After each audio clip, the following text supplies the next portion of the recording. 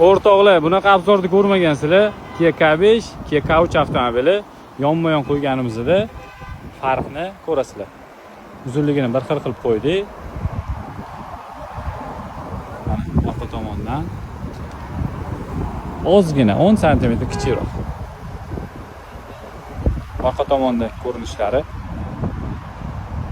juda ham chiroyli, chiqarilgan.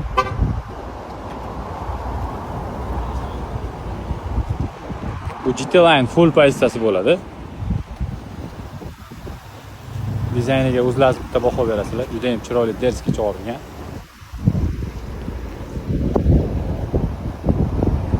Keyin Qarshi avtosaloniga kelib, bemalol avtomobil bilan yaqindan tanishib, 22-may kuni onlayn taqdimotda shartnomalarni olib bemalol to'lov qilsanglar bo'ladi.